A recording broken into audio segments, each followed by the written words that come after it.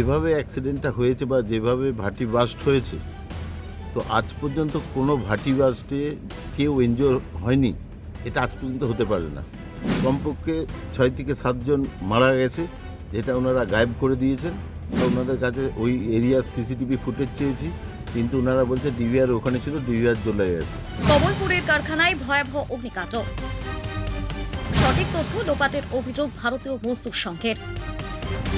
দুর্ঘটনা না গাফিলতি, উঠছে প্রশ্ন। শ্রমিক সুরক্ষা নিয়ে ফের বিতর্ক শিল্পাঞ্চলে। কমলপুরের শার্প ফেরো অ্যালয়েজ কারখানায় ইন্ডাকশন চুল্লিতে বিস্ফোরণ। সঠিক তথ্য গোপন করার অভিযোগ বিএমএস নেতার।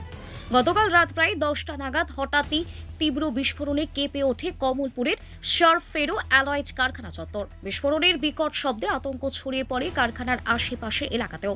স্থানীয়দের দাবি, পরপর একাধিকবার বিস্ফোরণের শব্দ শোনা যায়। প্রথম বিস্ফোরণের পর আতঙ্কে শ্রমিকরা দ্রুত ঘটনাস্থল থেকে সরে যান।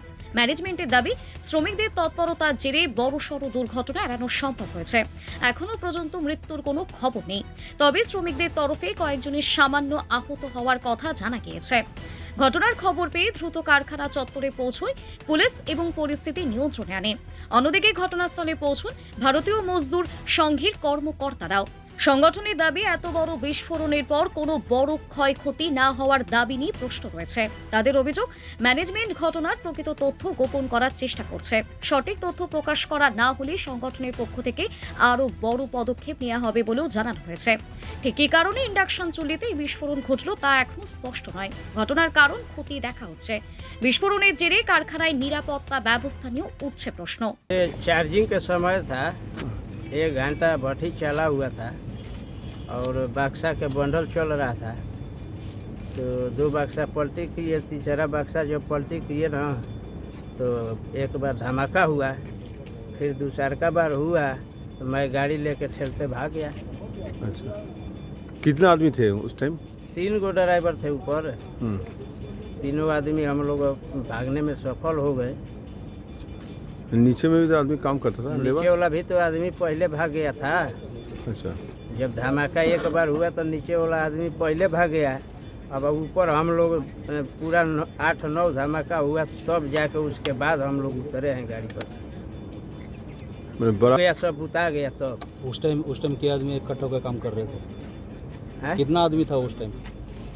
उस टाइम वहाँ जहाँ काम कर रहे थे कितने आदमी थे? भट्टी पका था पूरा वर्कर नीचे ही। कितना थे? गिनती नहीं था गिनती में 10 आदमी, 15? भट्टी पका हम नहीं बताएंगे।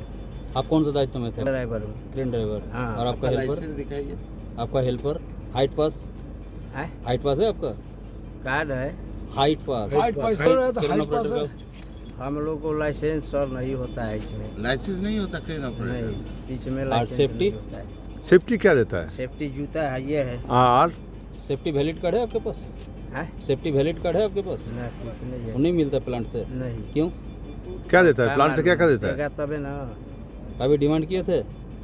अब हम लोग क्या डिमांड करेंगे? जो शुरू से है वह सब उसके नहीं मिला है, तो हम क्या करेंगे? हम तो आ जाए हैं, अभी 2-3 महीना हुआ है। जब गेट में इन करते हैं तो सेफ्टी का कार्ड मिलता है, सब कुछ सारा मिलता है ना, हाजिरी कार्ड, सेफ्टी कार्ड। हाजिरी कार्ड है मेरे पास, हाजिरी कार्ड है। बस। हाइट पास? ना, कुछ नहीं है। हाइट पास नहीं है। Medical fit? वो सब तो ऐसा ही है। मेडिकल फिट, ना। बॉडी फिट कुछ नहीं है। ऐसा ही है। गेट पास मिलता है यहाँ? हैं? आप लोग गेट पास मिलता है? गेट पास नहीं मिलता है। हाँ। क्या कैसे देता है? काम कब करता कैसे आप लोग घुसते रहते कार्ड हैं? है ना, यहाँ जब आ- इन करते हैं यहाँ के गेट पास आई- मिलता है आपको? फिगर प्रिंट होता है। आपका कार्ड दिखा।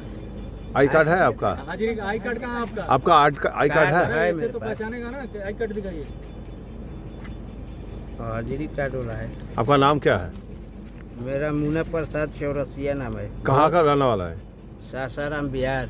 कितना दिन से काम कर रहे हैं यहाँ? आई कार्ड हो गया 5 महीना। और आपके साथ कितना आदमी जुड़ा हुआ है? हेलो, आपके साथ कितना आदमी जुड़ा हुआ है? और कहाँ वहाँ से कितना आदमी लाए थे आप? वहाँ से तो ये वो ड्राइवर आया है, ये जो जला है मेरा ही आदमी है वो। ठीक है। আমি যেটা দেখে এলাম, আপনার যেখানে অ্যাক্সিডেন্ট হয়েছে সেখানে আমি গেছিলাম। তার ভিডিও আপনাদের কাছে আমি শেয়ার করেছি, আপনারা আশা করি পেয়ে গেছেন। তো যেভাবে অ্যাক্সিডেন্টটা হয়েছে বা যেভাবে ভাটি বাস্ট হয়েছে, তো আজ পর্যন্ত কোনো ভাটি বাস্টে কেউ এনজিওর হয়নি, এটা আজ পর্যন্ত হতে পারে না। আর দ্বিতীয় কথা হচ্ছে, ওনারা যে খাতায় দেখাচ্ছে একজনের নাম দেখাচ্ছে, কিন্তু উনি বলছেন যে উনি বললেন যে উনি ডিউটি আসেননি, কিন্তু ওনার সহকর্মী বলছে উনি ডিউটিতে ছিলেন। আর 2 নম্বরের কথা হচ্ছে, আমরা ওনাদের কাছে ওই এরিয়ার সিসিটিভি ফুটেজ চেয়েছি, কিন্তু ওনারা বলছে ডিভিআর ওখানে ছিল, ডিভিআর চলে গেছে। তো এটা সম্ভব নয়, কারণ আমি এই কিছুদিন আগে ওনাদের অফিসে এসেছিলাম। আমি ওনাদের এই অফিসের যে মিটিং রুম আছে, কনফারেন্স রুম আছে, এখানে বসে আমি দেখেছি পুরো প্ল্যান্টের যেখানে যা কাজ হচ্ছে সেটা এখানে বসেই দেখা যাচ্ছিল। তা আমার মনে হয় যে কমপক্ষে 6 থেকে 7 জন মারা গেছে, যেটা ওনারা গায়েব করে দিয়েছেন। তো আগামী দিনে এটা তদন্তের ব্যাপার। হ্যাঁ, যদি ওনারা রাতারাতি সঠিক উত্তর দিতে পারে ভালো কথা, নাহলে কিন্তু কালকে উদ্যোগ বন্ধ করার কথা আমরা ভাবছি। কারণ যেখানে শ্রমিকের স্বার্থ জড়িত আছে সেখানে উদ্যোগকে স্থগিত করতেই হবে। সেটা আমরা এখন আলোচনা করব, আলোচনার বিষয়। আলোচনার পর আমরা সিদ্ধান্ত নেব যে আগামীকাল আমরা কী করব কি না করব। যেটা আমরা দেখতে পাচ্ছি এখানে ভাটি সেফটি কোনো সেফটিই নেই। হ্যাঁ, কন্ট্রাক্টর সেই আপনার 30 টাকা দামের হেলমেট আর 20 টাকা দামের গ্লাভস দেয়।